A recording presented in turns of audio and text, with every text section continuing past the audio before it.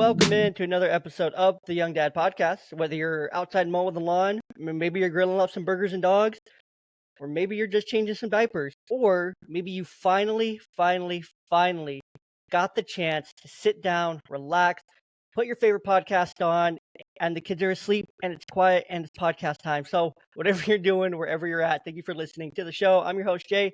Super excited to be with you. I have my buddy Aaron here with me. Aaron, how are you doing today? Man, I'm doing great. I just want to say thanks for the opportunity to come on here. Being a dad is the literal best job I've ever had. And it's something that I care about a lot. So I couldn't say yes fast enough. Thanks so much for having me on. Stand for. I love the platforms you're a part of. And we're going to jump into that here soon. And also for you being a dad, according to you, it's the only job you've ever been good at. So Same here. And of course, it's the number one priority, right? And It ties into a lot of things we're going to talk about, how important fatherhood is to making sure how much information you have they kind of go hand in hand. Once you become a father, one of your big responsibilities is to make sure that you're informed and you give a fuck about everything and anything that could in some way, shape, or form affect your children. So those are all things important that we're going to jump into today. But before we jump too far into it today, I want to give a quick shout out to our partners of the podcast, For Fathers Apparel. Probably my favorite, one of my favorites. They're all my favorites. I can't pick one more than the other. That would be favoritism, and we're not going to do that here on the show. But because you're a dad, you can't pick favorites. I mean, we all have our favorite one, but we just don't tell them they're all our favorites at the same time. Right. But For Fathers Apparel, Dadbot Apparel, the June app, working with my man, Dr. Harrell. Those are all things that you can find in the description of this episode. Additionally, one way you can support someone that I love and an app and platform that I support, that beat you heard at the beginning of the podcast, that was from the Podbeat app. What the Podbeat app is, it pretty much takes your podcast and it takes it to that next level. It turns it into a musical experience. To where you could add that sick trap beat, you could add trip hop, lo-fi, EDM, and so many other beats to your podcast to kind of take it up a notch, to give it that cadence. If you're working out in the gym, like I do, I like to work out. I like to overlay my podcast with a beat just to give it that little extra and cut out all that extra noise at the gym as well. So it's like a noise canceling, momentum building, cadence keeping, all in one kind of app. It's great for podcasts and audiobooks as well. Sometimes the audiobook reader's a bit dry and mundane, so Podbeat has you covered to kind of help get through it a little bit, because it could be a great book, but some books are only as good as the person reading them. So that's enough of the business, as we say in the industry. Aaron, tell us about the platforms that you're a part of, because you're part of a couple here. But tell us about the War Room podcast and your platform, kind of things that you like to talk about, what you're all about, and all those fun things. Sure. Yeah. So, I'll save you the background, right? I've got 3 kids, like an 18-year-old, a 16-year-old, and I started over. I've got a 5-month-old that's sitting here at the house, right? So that's the whole reason why we connected is, hey, started all the way over, and we'll tell that story in a second. But, so I was in the Air Force for 22 years, 17 of that or so was as a pararescueman. So that's a combat search and rescue special operator in the Air Force. A lot of people don't know that the Air Force has people that actually are special operators and go on the ground, like the Navy SEALs or Army Rangers or Green Berets. But we do, and that's what I did. So it was a fun time. It was highly stressful. I deployed more than 5 times to Iraq, Afghanistan, Africa, and other places around the world of unrest. Had a good time. It was a dangerous job. All that said and done, right? Like the job is fun and whatever. And that actually led me to the first project that we work, which is the One's Ready podcast, right? So we, people don't know that these jobs exist, and we took it upon ourselves, 3 active duty guys, to sit down and say, hey, this is what you're going to need to be successful in these career fields. And this is how we're going to guide, coach, and mentor you in hopes that you're successful in assessment selection. We're about 350 episodes in. That's been going for like 4 or 5 years. We just got off a recording right now. So I work with my best friends. It's amazing. But that actually led into the War Room podcast, which you talked about earlier. So 4 special operators. Yeah, that's One's Ready. You can check that out. We're on everywhere. Apple Podcasts, Spotify, anywhere. If you just Google One's Ready, you can find us. We're out there. We got a great Instagram page, great YouTube. Go check it out over at onesready.com. But the War Room, I was approached by a good Green Beret friend of mine, Master Sergeant Jay Dorlius. So Jay was a Green Beret for quite a while, retired after 20 years. And he's like, hey man, I think that we can make a team that can help this next generation of young men and women really set themselves up for success. Because I think he saw a problem and he wanted to fix the problem. So he reached out to myself, to Jake Zwig, who's a Navy SEAL officer and a former Navy officer, and Ben Pappas, who is a Marine Special Operations Raider. So the MARSOC Raider dudes. But it's all 4 services. It's 2 officers and 2 enlisted dudes. And we talk about cultural issues. Sure, we talk about politics, or we talk about military news. But really what we're there to do is we're trying to give some of that experience from us old dogs, right? In the special operations community, the enlisted folks or the guys that are doing the job, they call them sled dogs, because you're just there pulling that sled, the officer is behind and whipping the sled dogs. And your job is just to pull the sled and get the sled further. It's our job to teach those young puppies how to do the real work. It's our job to pour into that next generation. That's what the War Room is all about. So yeah, it's going to sound like we're talking about politics. There's a lot of witty banter and back and forth, and it's awesome. I love the dudes. But man, it's just a bunch of dads that are trying to help out the next generation of warfighters and the next generation of good stand-up men and American citizens. And we are just there to help people get informed, help people understand what's going on, and then give those young men, like, we get DMs all the time, and they're just like, what would you do in this scenario? They're just coming to us for guidance and for mentorship. And I think that that's lacking today. I think that there needs to be, especially for folks like me that lived my entire life during GWOT, the global war on terror. I had both of my kids in the pipeline in the Air Force. They lived that life with me. I have a distinct set of circumstances where I have 2 children that grew up with me throughout my entire military career. My daughter's about to be 19, so she was there the entire time. I had her very shortly, 2 or 3 years after I got in. But now that I'm retired, I've started over again with a 5-month-old. So then, my son is gonna live a life that's completely disassociated from that life that was before. But that's who I am. That's who the projects are aimed at, and that's really what I care about, is really pouring my experience, my knowledge, helping people avoid my mistakes, because I've made a ton of them, and I'm open and honest about that as much as I possibly can be. But it's really what I care about. Being a dad is the best job that I've ever had, and that includes being a pararescueman. I love being a PJ. It made me who I am. It made me the man that I am. But being a dad is the only thing I've ever been good at. And it's the only thing that ever has really made me feel like it was a calling for me to do that, was being a father. And that's where we are. Man, that's awesome. That's incredible. And I know some veterans are a little bit where they're at on this. Everyone's a little bit different, but thank you and the guys over at War Room and with One Ready for your guys' service. Especially during the global war on terrorism. That was huge. There was so much going on. Like, I was a little bit younger growing up through it, so I was a kid while it was all going on. But that's okay. Nonetheless, I saw it. I remember 9/11. I remember where I was. At least I'm not that young to where I wasn't even born when that happened, because that would have been. Right. It's weird. I work with youth and family now, and the kids they're like, what's 9/11? It's not even like taught really in schools anymore, which is a big problem in itself. But being in the armed services, I have an adoration for armed services because I was never able to serve due to multiple medical reasons. That was never an option for me, unfortunately. So my route was college. My route was university, college studies like that. So that was pretty much my only route, because baseball didn't pan out because of an injury. So kind of had, okay, well, now it's career and family and whatnot. And I always wanted to be a dad. So that wasn't a big deal. But one thing I would have loved was to have like a podcast like this to where I could still learn those things, or podcasts like these to where I could learn these things and been like, hey, you know what? I don't really have strong male mentors in my life. And a lot of kids today do not have that. A lot of kids don't have fathers. Thank you. Was it Lyndon B. Johnson who created the welfare system? So shout out to Lyndon B. for that one, because that incentivized single parenting, and no fault divorce came either before or right after that. But all of it combined is kind of where we're at today. So a lot of kids are fatherless. A lot of kids have a father, but that father's not a mentor, because that dad's just out there trying to make a dollar or make some money, keep up with the economy, keep up with all these things. So there's not really that time for mentoring. There's not really that opportunity to get that advice or to give that advice, because, well, there's just no time to give. And it's unfortunate, but young men today need not just their fathers, but they need a set of mentors. Like, I wouldn't have been able to grow up and be successful if I didn't do things like Boy Scouts. I mean, Eagle Scout. It's before the Boy Scouts went woke. So Right. I hold some pride in that, Yeah. Yeah. Back when it was Yeah. tough. You got it. Yeah, it was insane. Like we would go on camping trips like every weekend, and it's like you're allowed to bring like this is your list of what you're allowed to bring. No more, no less. Hmm. Like you bring this and that's it. And it would be some cooking supplies, some rope, your sleeping bag, an extra blanket, pillow, clothes, toiletries, things like that. That's it. That's what you're bringing.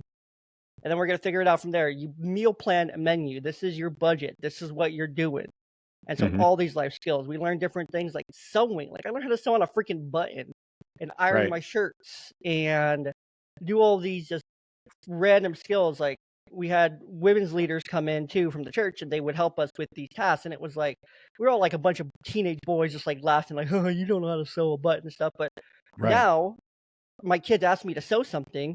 It's like, yeah, no problem. I can sew up that bear. I can sew a button Right. back on. I can fix my pants. I can do all these things. It's like, these are important life skills, but a lot of young men don't have the opportunity anymore because, well, it's just not taught. And B, if it is taught, they have no clue where to find it. They have no clue where to get this practical daily information that they need to be successful. So I applaud what you're doing over there. But a big part of it too is being informed.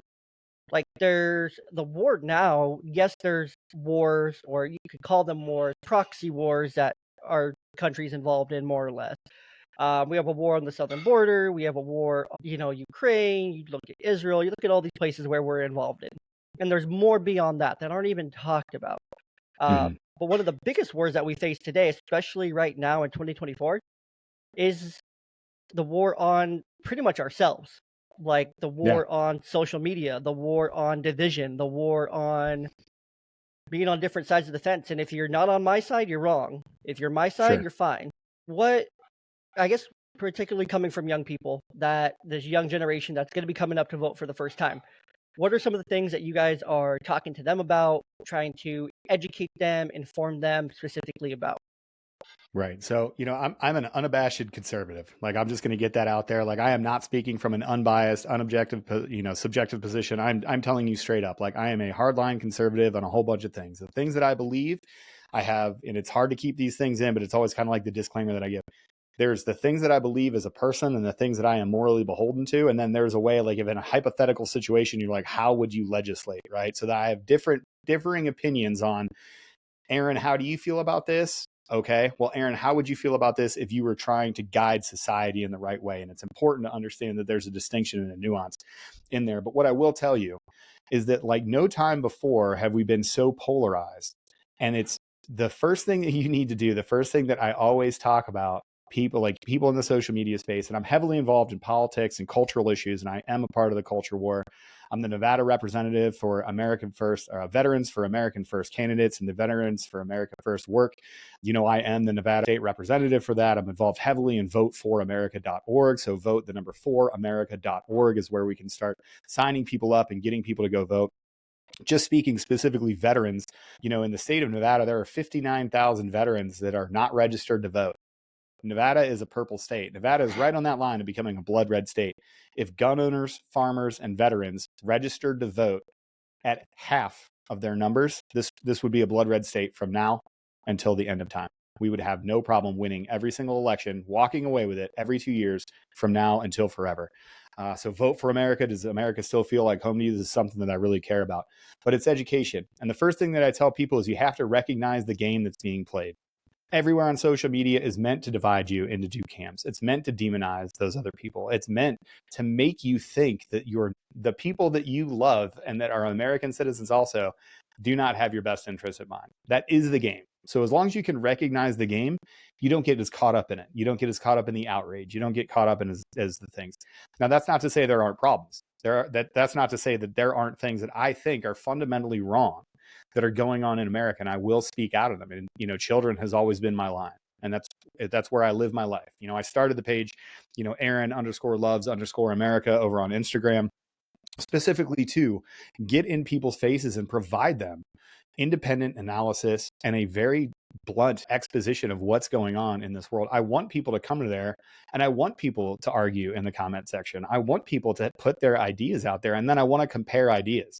because that's how we find a way forward. And that's how we break down those walls in between us. As I look at you, Jay, and I go, how do you feel about this issue? I want you to explain it to me. And then I come back at you and I go, well, I don't think that's right. I think this is right. And then we compare ideas until we get to a point where you look at me or I look at you and I go, well, I think you've actually got a pretty good idea. I think that idea is better than my idea. And I think I would like And to move on with that idea forward.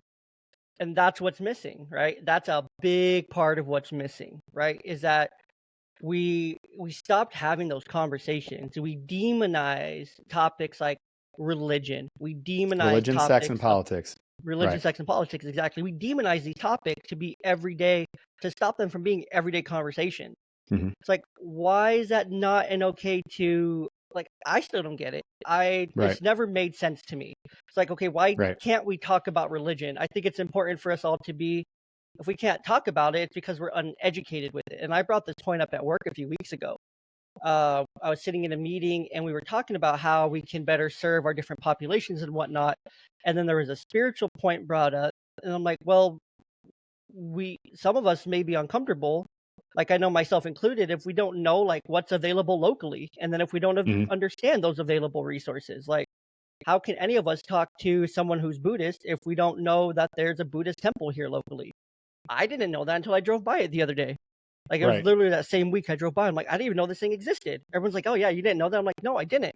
But now this is great that I know that there's resource. Okay, there's 12 Catholic churches, there's 3 Mormon temples, there's so many these Christian churches, like there's all these variety of faiths and sects and things like that. Okay, cool. I know where the resources are. I know where the people are. I know what they Mhm. believe. And now I understand how this is impacting like the local landscape.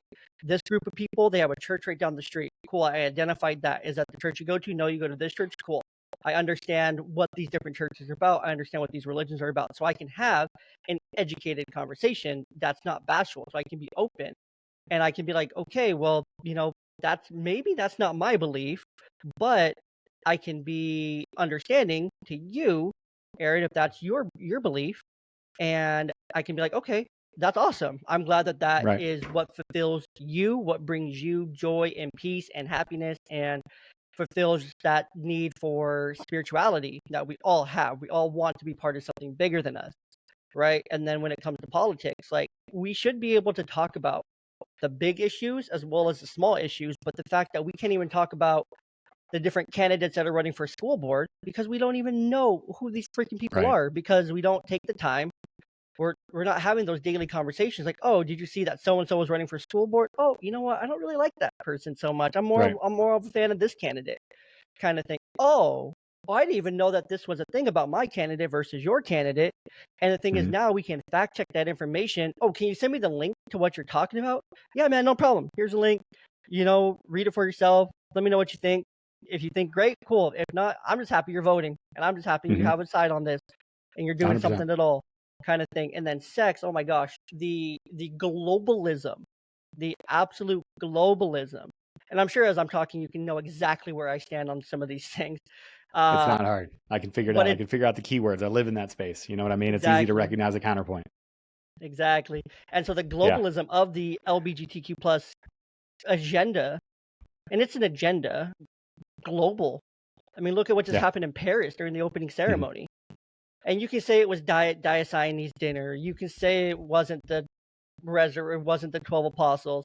But whatever it was an absolute freaking mockery. Mhm.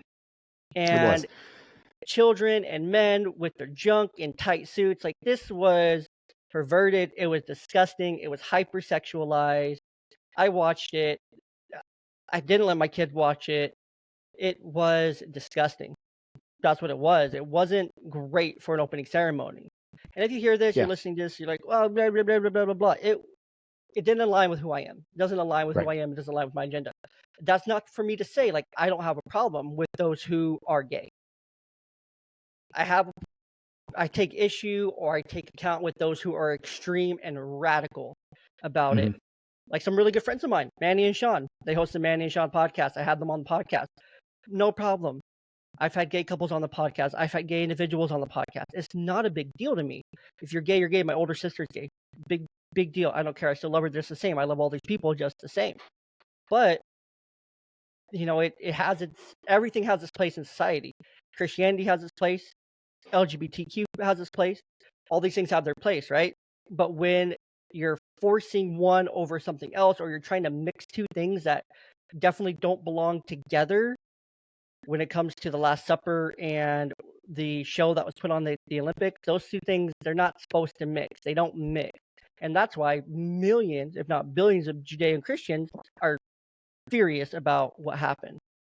Sure. Yeah. And I'll tell you, it's one of those things, like me as a conservative, and this is me speaking as a person, Aaron Love, that has these conservative values. I literally do not care what it is that you do in your home time. I don't want to be involved in your sex life. I don't want to be involved in the personal choices that you make at your house. My line is kids. And then secondarily, my line is legislation and morality. So the first thing that I will not let you do is I will not let you expose, hypersexualize, or otherwise harm a child, right? So when you look at this Yes, thing, and it's easy absolutely. to get caught into the religious argument of the back and forth, and is this morally or objectively, true or good? The only thing you have to do, like, I don't care if you're going to say it's the Feast of Dionysus as opposed to an homage to the, which, by the way, the Olympic Committee had to walk back. The French Olympic Committee did admit that it was, in fact, an homage to the Last Supper. And that came out 3 days afterwards because misinformation is prevalent. So the initial statement that they had, they were like, oh, this was totally a Feast of Dionysus. No, that was a lie. And then they had to apologize for it and they had to walk it back. So that's the truth of the matter. So we can deal with that truth of the matter as it is. But the bottom line here is that a child was on stage with people that were exposing their genitalia Yeah, and that exposing was, sexual preferences, because that's what we're talking yeah. about here. The hmm LGBTQ movement is an expression of a sexual preference in the public eye. And that is what it is. Like, this is no longer about we just want equal rights before the law. This is no longer about we just want you love who. This started off with love who it is that you want to love, and now it's let me expose myself to children in downtown Seattle because you have to celebrate my sexual preference. That is where we are. That is where the movement has moved now. Personally, Yeah. for me, I do not care if you want to be, if you think you're trans and you think you were born a male and you want to be treated as a female inside of your head or inside of, that's fine. You do whatever it is that you want. But the second that impacts a child, or you try to legislate your morality, then that is where you and I have run afoul of one another, because that's not what big R rights are. That's not what being an American citizen is. That's not Mm-mm. how our country was designed. It's not how humans were supposed to operate. There's a million things that should not be in there. And that means I don't have a problem with a specific population. You should not be able to legislate your morality that I don't agree with. And you should never, ever have your sexual choices impact a child. And unfortunately, that's what's wrapped up. And when you look at the parents' opening ceremony, and you look at some of the things that it was meant to convey, those are things that I'm morally and objectively opposed to. I will not let those things stand. And you have to speak out on those things. And to your point, when you don't speak about these issues, when you don't have a conversation with someone where you can sit down and go, hey, religion aside, like I have a completely and totally a-religious, morally sound pro-life argument that I can hit with anybody. It has nothing to do with religion belief at all, hmm period. I can completely Yeah. disassociate that from my pro-life stance, right? hmm Because I want to avoid it. I've taken a long time to make sure that I can have these conversations without somebody go, oh, well, you're a Christian, which, whatever, or you're a Muslim, or you believe this because of this belief system. Yeah. I always try to get to a position where I can completely disassociate that so that we can have a real talk. But if you don't hmm have those conversations, it makes you dumber. Yeah, you can't Iron get there at all. iron sharpens iron, right? Like, you and I are hmm supposed to have a contentious conversation. We're supposed to have these things where I believe this, I believe this. This is my idea. This is my idea. You're supposed to make your position better. When you hear somebody and they own you and they dunk on you and you go, oh, wow, that's a good point. Yeah, you really got me there. Then you have to make your position better, or you have to abandon that position. That's what discussion is meant to do in order for you to actually understand what the issue is, right? So many people get tuned hmm up of, well, it was this, it wasn't this. You only feel this way because you're Christian, or everything isn't a demonic attack. Hey, guys, you had a pale rider on a white horse. That's a Right. direct quote. Like, upon a That's from pale Revelation. horse is a rider. Yeah. And hell followed with him. It was a quote directly from the Bible, right? So, Yeah. the gaslighting and the you telling me straight up, don't believe your lying eyes, that's a problem. And there's something that we've missed. And then furthermore, when you don't talk to, especially when you talk about like being a dad, when your kid comes home and they come home and they go, oh, hey man, so, there was a girl in my class, her name was Allison, and now she says she's a guy and we call him Alex. It is totally acceptable for you to look at them and go, okay, that's not real. They're still a boy, or they're still a Yeah. girl. They did not Right. change. They think for whatever reason, and it just might be this time, it might be a time in their life, it might be some influence that they've had, that's probably not going to be them for the rest of their life. So Well, you know what we shouldn't do? We shouldn't give them puberty blockers, and you shouldn't participate in that lie. They're asking you to lie. And that's okay to say. And that doesn't mean that I hate that person. It doesn't mean that I hate their lifestyle. It means that there's an objective truth, and you should be able to boldly speak that objective truth, and you should be able to live your life in a way. If I am not going to tell you what to do in your bedroom, then you don't have to tell me about who you should have an opinion about who I allow my children to be around. If I don't want my children to go to a public library where a man dresses up as a hypersexualized female in order to groom children by reading them stories as a young, impressionable child, I should have that right to do so, and it should come with no penalty. That doesn't make me a bigot. That doesn't make me a racist or a homophobe or a transphobe or any of these other ists that you'll try to put at the end of my name. It doesn't make me an extremist. It makes me taking control of my child's life, because that's what I do as a father. I protect, provide, guide, and mentor that person to get to the best possible version of themselves that they could possibly be. People lose that. 100%. People lose that ability to calmly discuss these things because they do become so hyperpolarized, number one, through social media. And then number two, people are like, well, you can't talk about that. If you talk about that in public, you're going to get canceled. If you talk about that in public, somebody's going to have some problem with what I say here on this podcast. That's fine. They're going to have a lot of problems with what we say on this podcast today. Don't care. It is what it is. You know what I mean? We're only to quote 25 Tom minutes Hardy.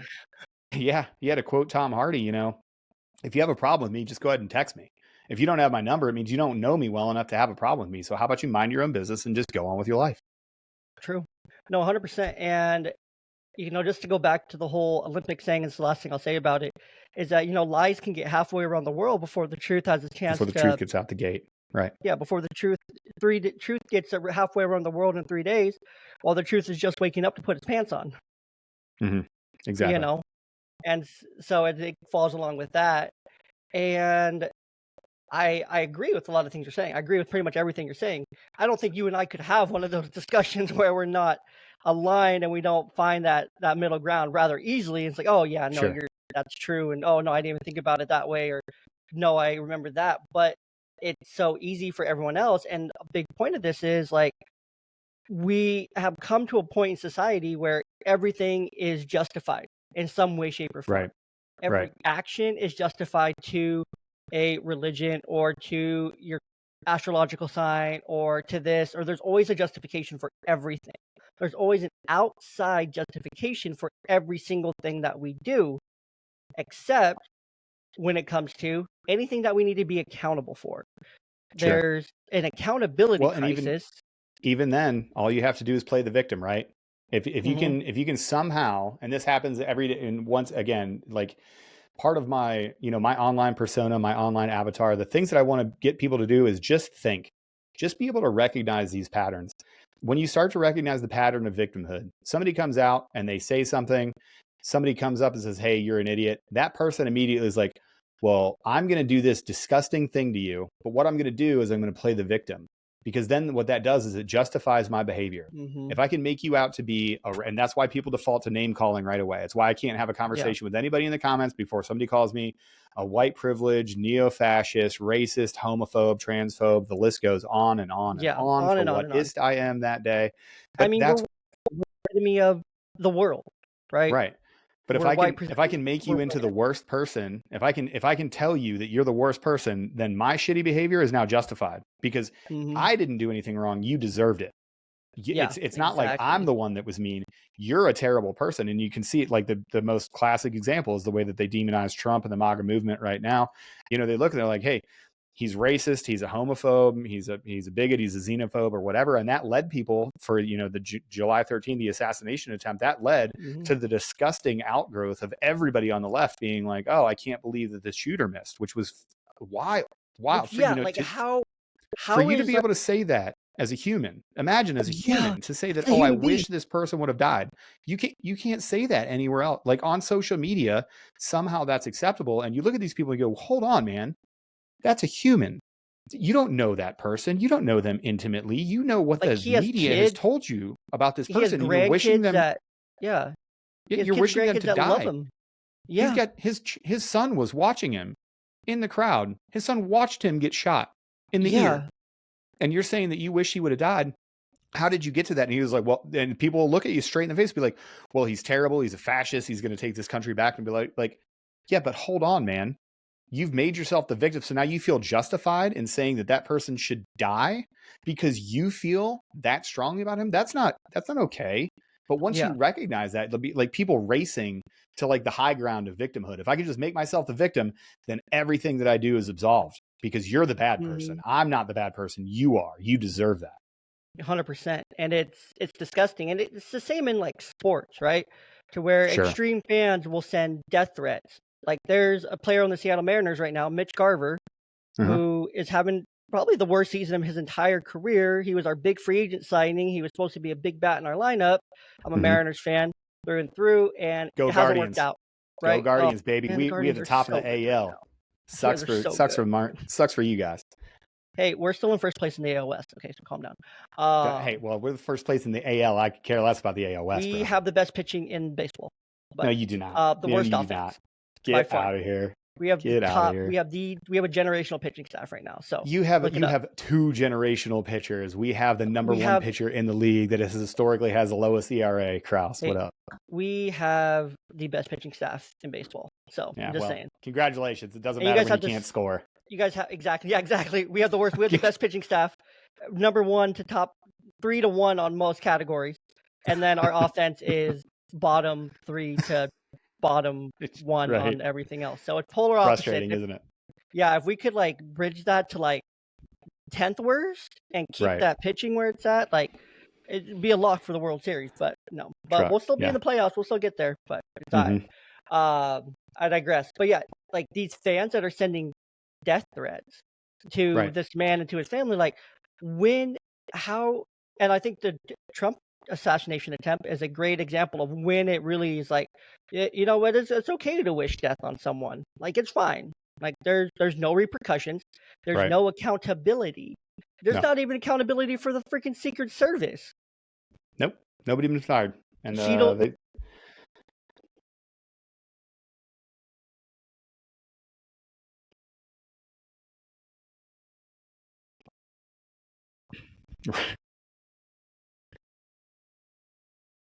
Right. Hey, brother, can we take like a 5-minute break, man? Okay, I'll be right back. Sorry. Ooh, apologies, my friend. Apologies. I've been recording for a long time. That one came up out of nowhere. But to jump back in, like talk about the Secret Service stuff, man. Like the accountability is what's frustrating there. And you hit the nail on the head. It's not that, like, listen, these things happen, right? But when you juxtapose, when you put the last time that there was a Secret Service misstep that was on par with what happened in Butler, Pennsylvania on July 13th, the last time that anything like that happened, there was a single person that jumped the fence of the White House with a knife. The Secret Service director resigned in like the next morning. Like the Secret Service guy was like, this was on me. I'm resigning. Like, I'm out of here. Like this should have never happened. The president, I don't even think the president was at the White House when that happened. And then to see Kim Cheadle sit, and by the way, she was guarding Pepsi before she was guarding the president. That was her last job. She was for Pepsi. She was a high up executive with PepsiCo. So Frito-Lay, PepsiCo, pushing chips, pushing soda. I mean, look at her. It kind of reflects, not to like shame her or anything, but I mean, look at her. She does not look like a Secret Service director. Like, she has no experience. I look at someone like you, or I look at the Men on the War Room podcast, right? Like, these are the men who I would want. Like, if I was a president or if I was under Secret Service protection, which really needs to be evaluated as a whole, right? Because there's way more individuals under Secret Service protection that really need to be. Like Fauci should not have Secret Service protection. Does Fauci has Secret Service protection? He does, yeah. RFK Jr. should have had Secret Service protection the whole time he was campaigning. His uncle and his father were both killed by assassination. Like, you'd think. It shouldn't take Trump getting shot and then him saying, "Oh, well, we should probably give RFK, some protection."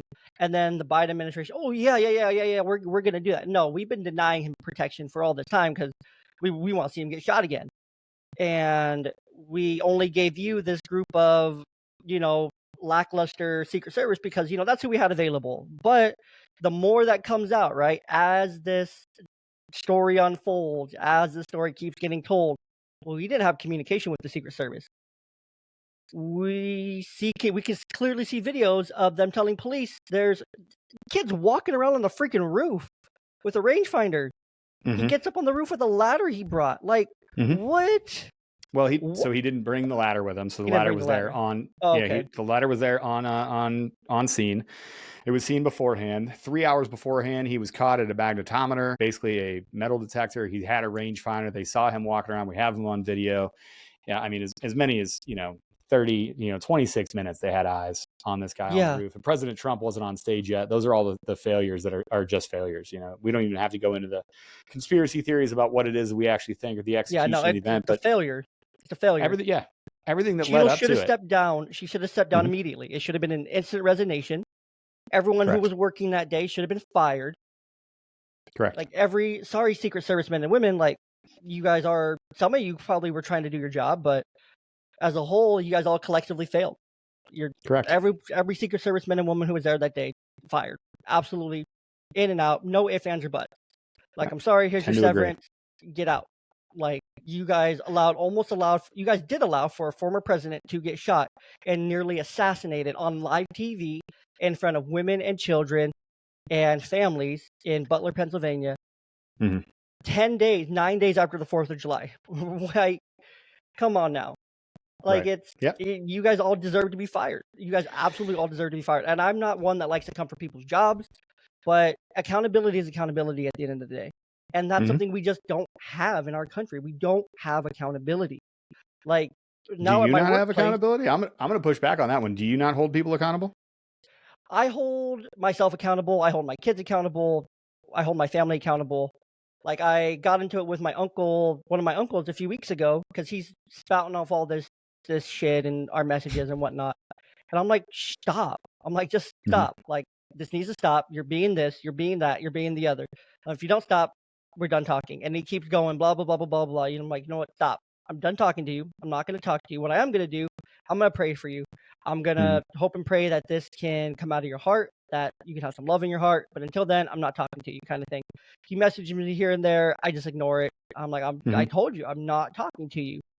Here, if, and, or but. So I hold people accountable in my life. But at work now, we have a new manager, a new supervisor, and people are in an uproar.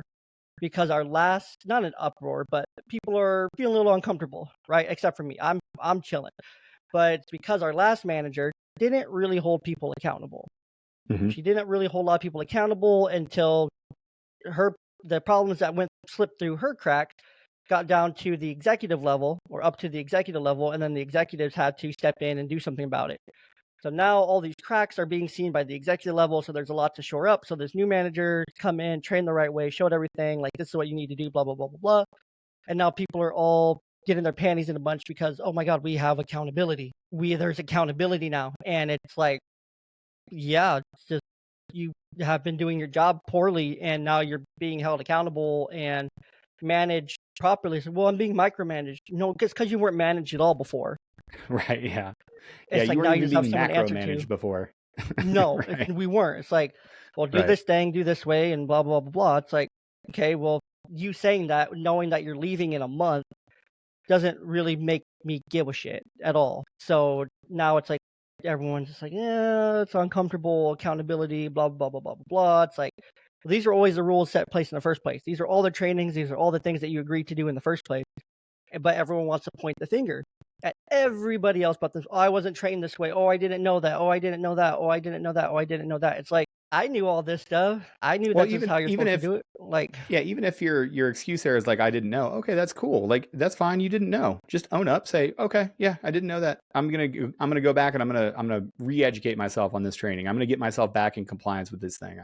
I always laugh that, the military is really big on inspections, right? There's inspections for everything, and they have different teams that come in and look at different programs. It's a whole thing, right?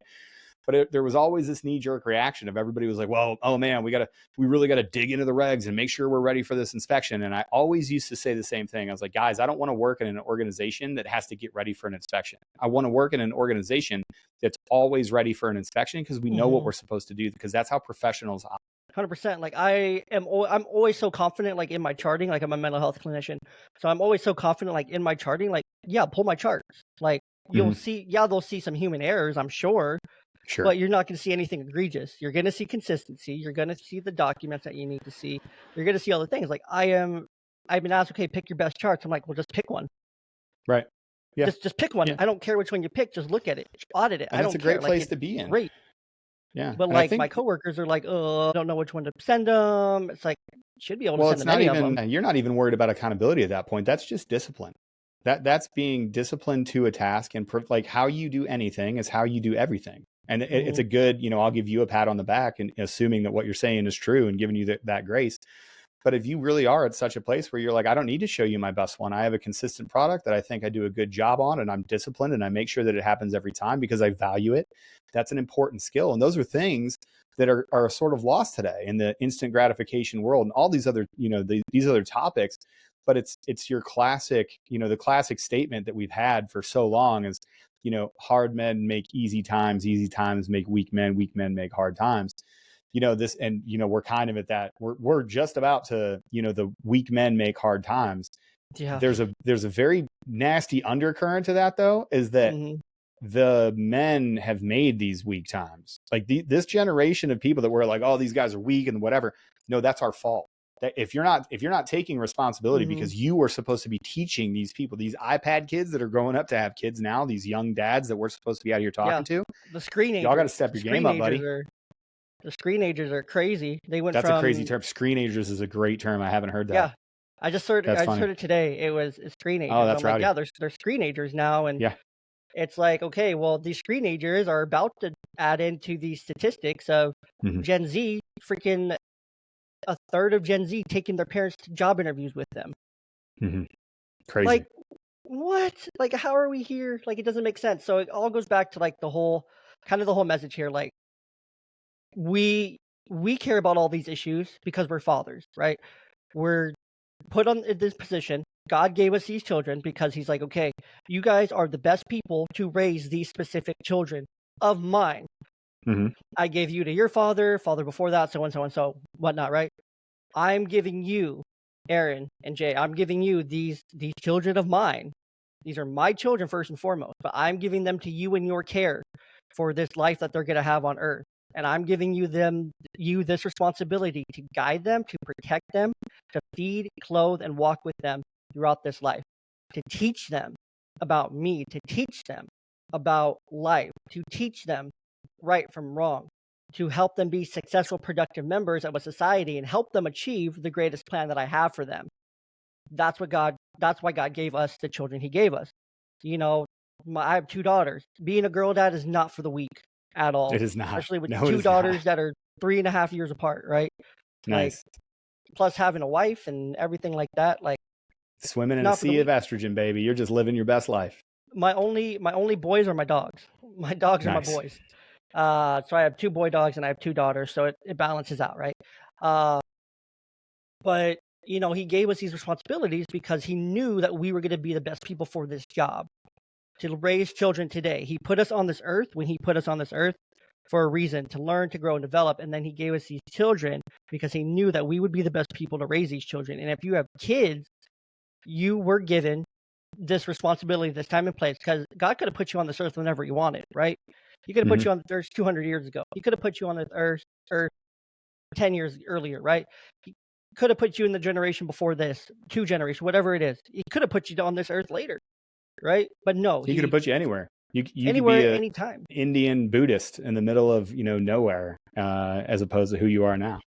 Right. But no, he put you in America. He gave you children. He gave you the opportunity to be a father, to emulate his image as your father, your heavenly father, and to walk and teach these children about him and to give them a life that he's better than he's given you. And he's going to provide that. He promised that in the Bible time and time again. He's going to give you the tools, the resources, the ability to do so, right? Because if you feel inadequate, guess what? That was already paid for, your inadequacies. Everything that you feel you lack was already paid for. And guess what? You ask and you'll receive. James 1:5. If any of you lacks wisdom, let him ask of God. So ask. You will receive. You'll be given the wisdom that you need to be given. And you'll be given the tools and the references and everything that you need to be a successful father. But it's not going to come without work. Faith without works is dead. I can't remember that scripture. I think it's in the book of Acts. But make sure your faith is working, right? Make sure you're working at these things. Make sure you're actively looking for the tools, the resources, and materials to know, like, okay, I need to be informed, I need to learn, I need to be gathering, I need to be bettering myself as an individual, because I have this responsibility to raise these children. And I have to raise children who are, for me, biggest thing that I want my daughters to be when they get out of this house, I want them to be badass girl bosses, but not crazy feminine. I want them to hold good traditional family values. That yes, your career is very important. You making a living for yourself, you being able to support yourself with or without a man, with or without a family unit, very important for you to be self-sustainable. But don't forget, like, you grew up in a family. There's a part of this that's something that you should aspire to have, right? You should aspire to have children. You should aspire to be a mother, to have a family, to settle down, to work at your career, but also to come home every day to your children and to raise them and to raise the next generation, just like you were raised, if not better. And I want them to be kind, loving, patient, just empathetic individuals who just aren't dicks, who know that, okay, well, if I'm shopping at Walmart, I'm definitely not better than the people I'm here shopping with. Right. Right. Sure. Because you're not better than the people you shop at Walmart with. And that's just, you're not better than people you shop at Target with. You're not better than the people you eat around, right? You Yep. are where you are, but you're given that reason for a reason. That's why we're here as fathers today, is that we're given this opportunity to teach this generation. And in our positions with our platform, we both have an influence over dads. We have an influence over young people. And that's your time is now. The best time to start was yesterday, but your second best time to start is today. This is airing the end of October. Sometime the election's coming up. We're within I'm shooting to have this out within 2 weeks of the election. It's coming up. Get your booty out there and vote. Stay up all night, research your candidates, research whoever ends up on the Democratic ticket. We don't know officially because we're still a couple weeks before the DNC. I'm going to call it here. So Kamala is the presidential candidate. She's going to pick Josh Shapiro out of Pennsylvania. I'm going to call it right now. So there was a couple things that leaked. That's we where don't I'm know at it right. That's where I'm at too. I'm 100% right there with you. It's 100. Just remember that the DNC, the elites, the 3,000 elites said, "Screw your primaries, people." They said, "Screw your primaries. We're going to insert this candidate here. We're going to launder all this money to her campaign to make it look like she's successful. We're going to beef up these statistics out of nowhere, and we're going to flood all these left-wing social media companies, Facebook, Instagram, Twitter, or not Twitter, but Facebook, Instagram, Threads. We're going to blow these platforms up with pro-Kamala stuff." Every other thing that I read for literally 3 days on Threads, because that's where I get a ton of engagement. I get a ton of great people. I meet a ton of great people there. Literally every other freaking post was Kamala this, yes, she can, blah, blah, blah, blah, blah. I'm like, get this off my timeline. But I couldn't get it off for 3 days. The least popular vice president that we've ever had in the history of vice presidents. She did so poorly in the 2020 election that she had to drop out before she got to her home state primary. She got no votes in that primary. She's never won a primary election. She was elected and selected by unelected bureaucrats and oligarchs inside of the DNC.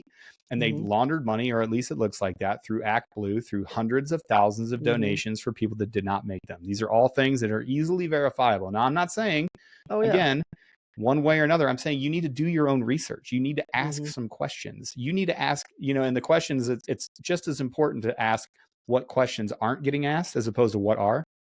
How many times have you heard the vice president at this point speak off of teleprompter? How many times have you asked a journalist, has a journalist asked her a tough question or a question at all? Zero. It hasn't happened yet. She's only 2 or 3 days into her campaign at this point. But when this airs in October, I want you to look at her body of work and go, has she laid out a primary plan that you agree with? Has she laid out a platform? Does she have the bona fides to make this happen? Is she going to respect the Constitution of the United States of America? She was voted the most liberal senator in the entire caucus, in the entire Congress and the House. She was voted let's the just most. Remember how she got to the Senate, right? She got to the Senate by using her mouth. Not running her mouth, but by using her mouth. I would have said that she got to the Senate because she was propped up by Willie Brown in San Francisco, and then she was the AG, and then she's won one race her entire time. She won it by 1 point over another Democrat in California with the help of Willie Brown, who she was having an affair with for 10 years. This is well documented. I Mhm. will say that she had, like, it is not racist or ableist or sexist or whatever it is that you want to No, say, misogynistic, to it say that just she is what doesn't it have is. the bona fides. She doesn't have No, the she walked record on her behind her. knees. She's a bad politician. She walked on her knees and crawled on her back. So, Gee, you can say that, but no, but it's then fun. let's take that. You say that, all that, right? You take that for everything that Kamala is. One race, always been appointed. You can say she's a DEI hire and all that, right? Look at her track record. Look at the things that have happened over the last 4 years as her being vice president. Look at where your country is today, right? Look at where the place you live is. Look at that basket of groceries that you just paid $150 for 5 bags of groceries compared to 4 years ago, 6 years ago, 8 years ago, what you were paying at the start Mm-hmm. of 2020 or at the Mm-hmm. start of 2016, right? Mm-hmm. The start of 2016. How much were you paying? How many bags of groceries could you leave the store with for $150? Probably about 10 to 15. How much did it cost you to fill up your car? Mm-hmm. 20, $25, right? How much does it cost now? I just put 40 something dollars in my tank and I didn't even fill up my tank Yep. from being right around a quarter left. Like, come Bidenomics, on now. homie. You know, when you Like, print more Bidenomics. money than has ever been seen, which is what this administration did at the very beginning, they printed more money Mhm. that's ever been seen to give people $1,200 of checks for a thing that we didn't need to shut the country down. They Mhm. locked your children away and irreparably harmed them by putting masks on their face and delaying their development, kept people out of essential businesses. People lost their lives, lost their livelihood, lost their job. People Mhm. lost the ability to make their own medical decisions. That all happened under the Biden-Harris administration, and it's okay to Mhm. say that. And if you want more of that, then fine, go ahead and vote for it.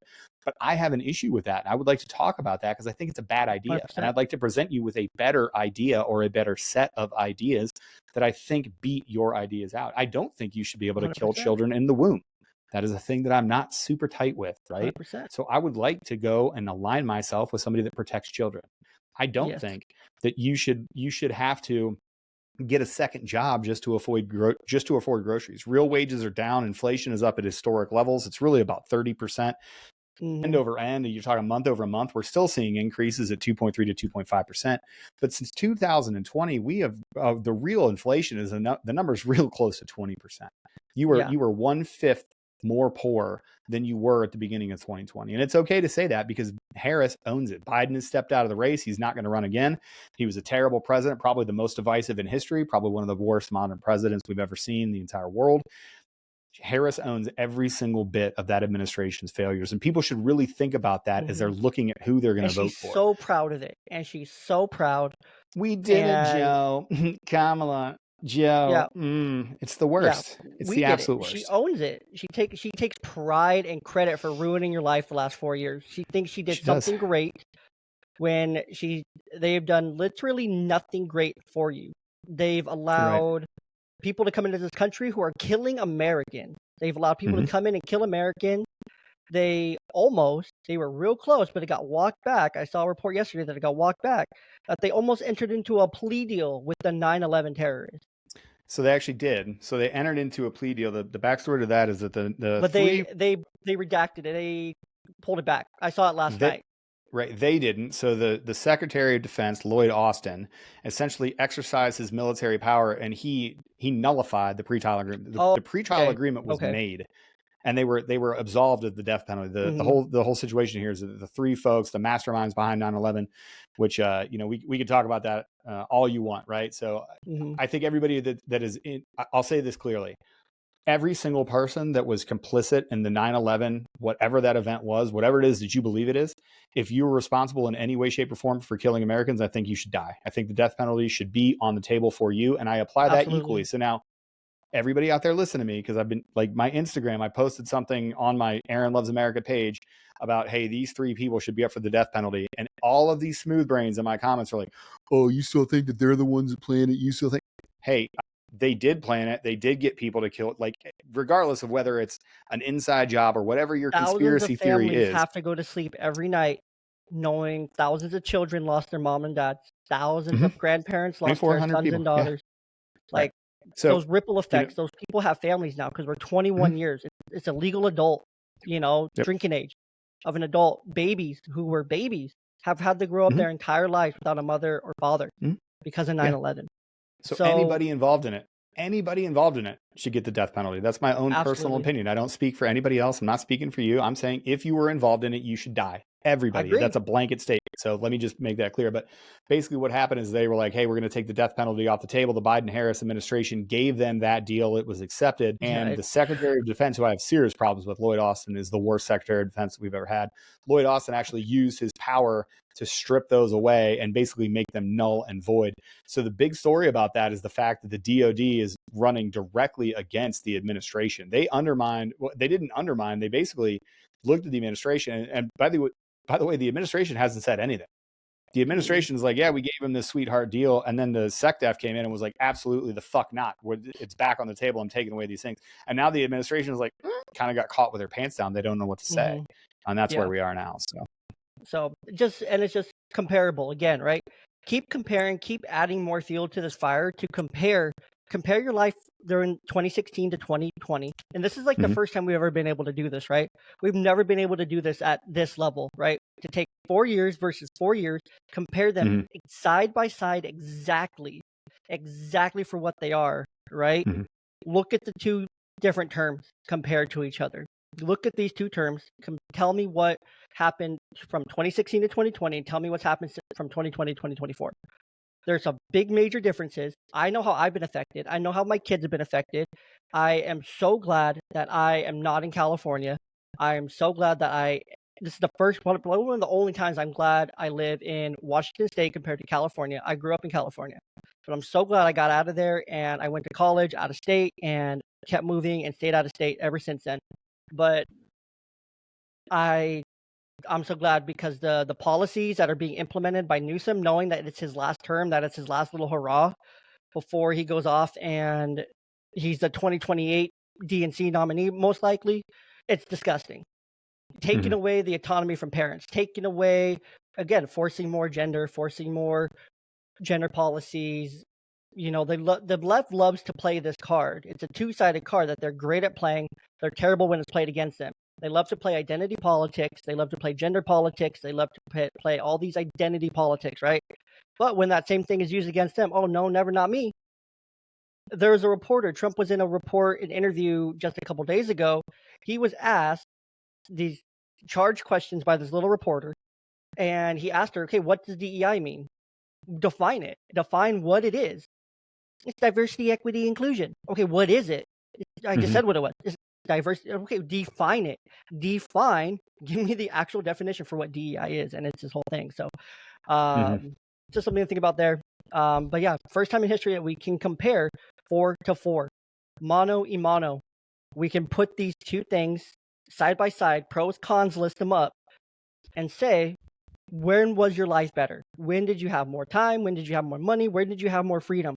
When was there less global tension? I'm just saying, none of this happened under Trump. There was no Israel. There was no Taiwan. There was no Ukraine. There was no the Venezuela stuff. It's its own thing, but you know, the people who are rioting in America over Venezuela and hurting Americans, probably that didn't happen. These things just didn't happen because they knew there was a leader in our country who they feared a little bit because he's a little bit crazy. Has enough of that crazy to be like, we probably shouldn't mess with them. Our military was strong. Our military was feared over the last 4 years. The world thinks we're a joke.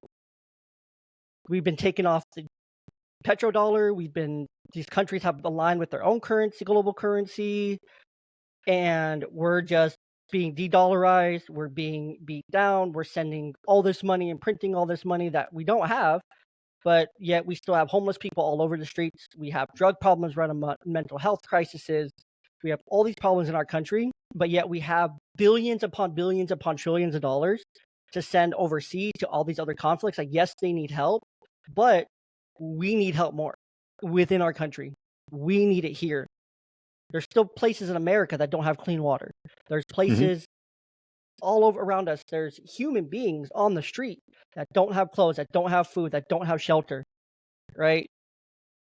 But yet we can house people that we're just allowing to flood into our country, but we can't take care of our own. There's millions of veterans. You know, I know that's very important to you. It's very important to me too. My grandfather served. I have my grandpa's flag and his Bible and all his stuff in boxes, and I have his flag up on display in my home. I got that when I was 8 years old, something that's very important to me.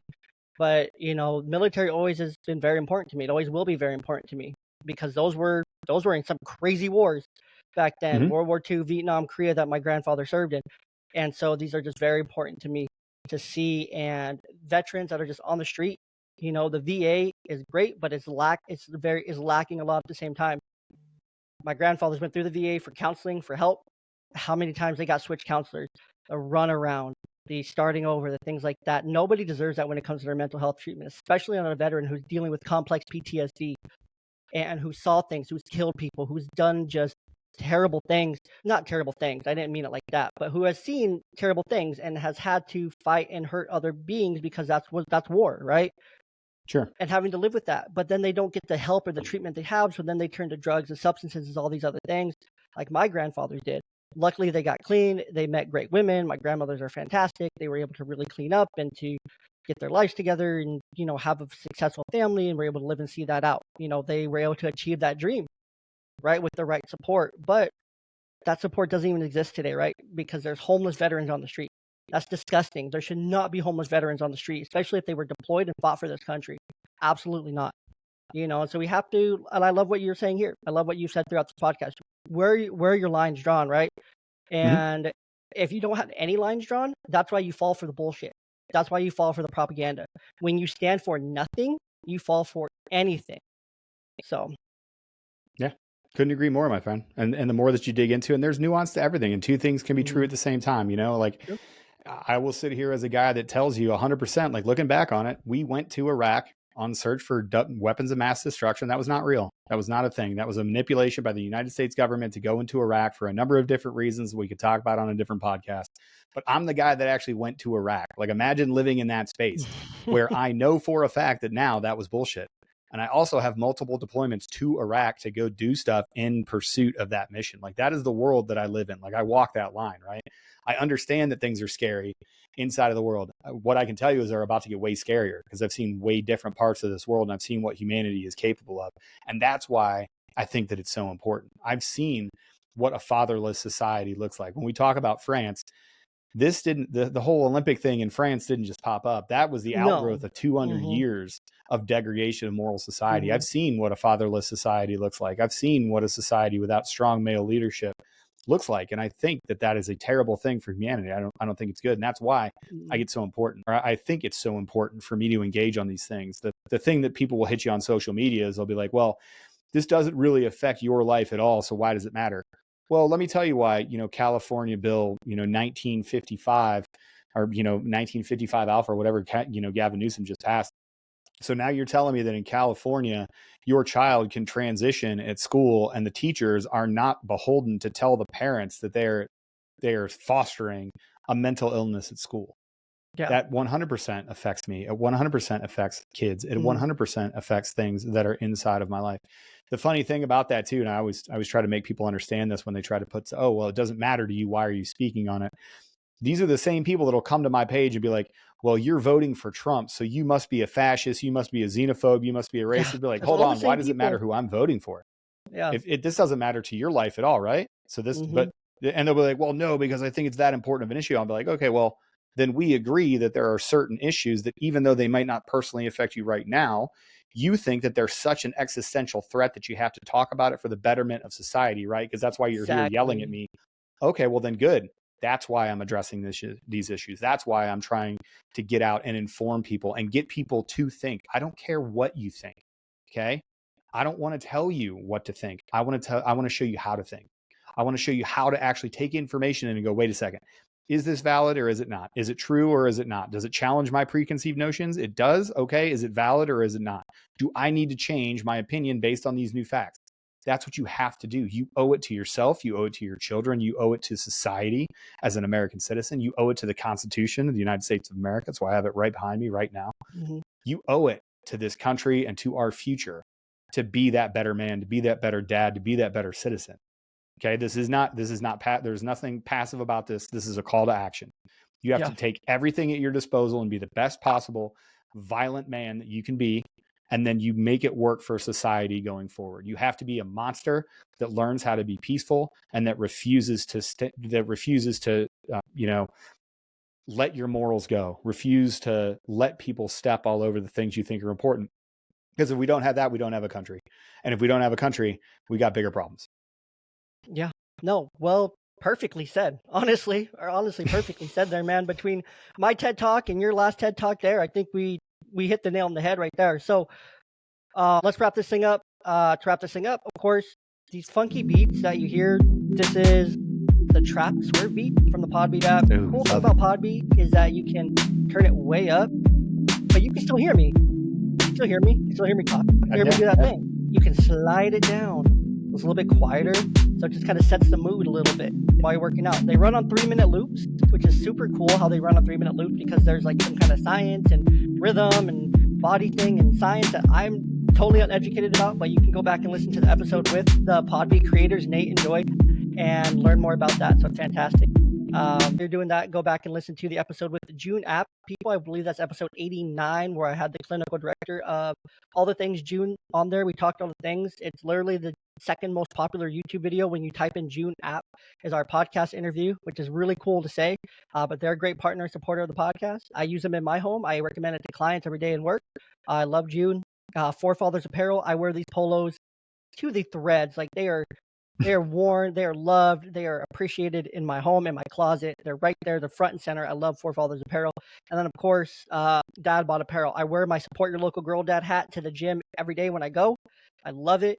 It gets a lot of looks. It gets double takes. I love when other men give me double takes. I know, weird does that sound, but they double take my polos. They double take my hats. I'm like, man, that guy's really cool. Got to get some of that. Conversation starter. I've had people listen to the podcast and it's converted. Great conversation. So it's great. So go out, get yours. If you're curious about the hat I'm wearing right now, it's a Future Looks Bright hat.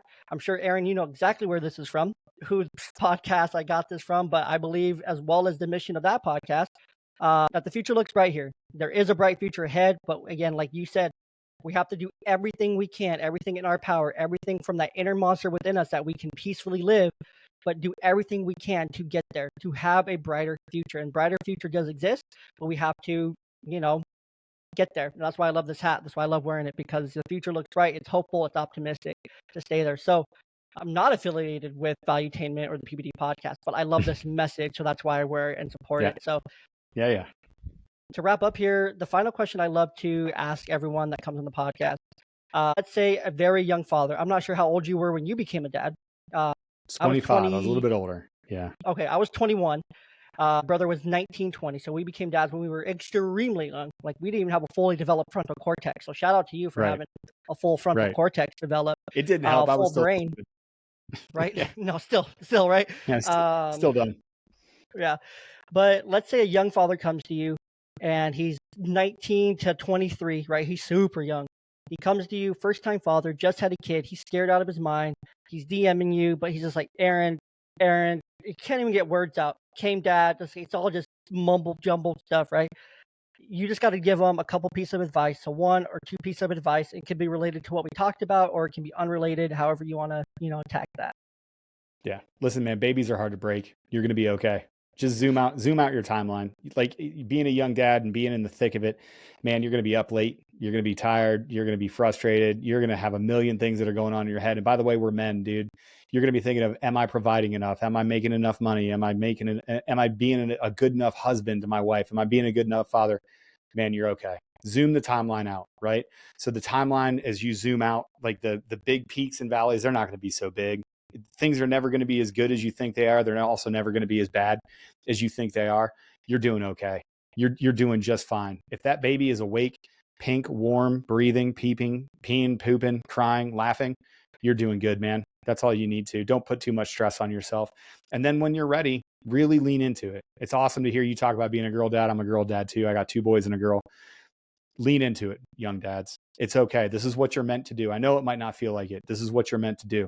Lean into those feelings. When you look at that young child and you feel that pure love that they feel for you when you walk into a room, lean into it, because that's what it's about.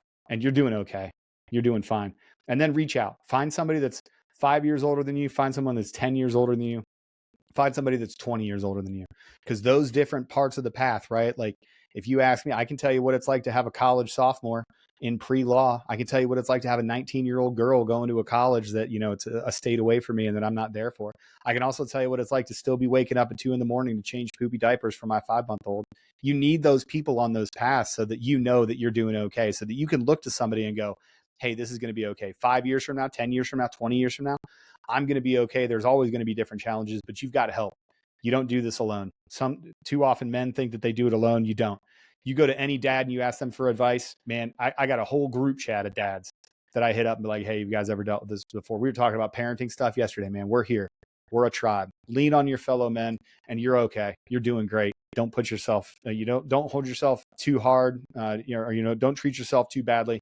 Don't hold yourself too high to account. You're going to make mistakes, but man, you're doing great. Just keep grinding. Love that, man. That hits it right in the head. And my final message here. So this is going to come out. This is October 21st. So you're listening to this on October 21st. In 2 weeks and a day, it will be Tuesday, November 5th. That is the day of election. I hope that when Trump gets elected, he makes this into a national holiday going forward. Right. That would be, if he ran on that, more people will vote for him. But anyways, Tuesday, November 5th, 2024. It comes up 2 weeks and a day from now. It's election day. Do whatever you can, make whatever accommodations you need to make now with work, with school, with babysitters, whatever you need to make to go and vote. Do whatever you can do, whatever accommodations you need to make, go and vote. Vote, vote, vote. I mean, you only get one vote, so you can't vote 3 times, but go vote. Vote, vote, vote. Make whatever accommodations you can. Do whatever you can. Proudly wear that I voted sticker.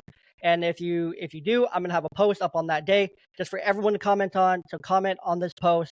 So when you see this come out, comment I'm voting, or come election day, I'll have a post out. Look for it saying I voted, I voted, I voted. I would love to know who you voted for. If you're comfortable sharing that, you can send it to me in a DM. I'll tell you right now.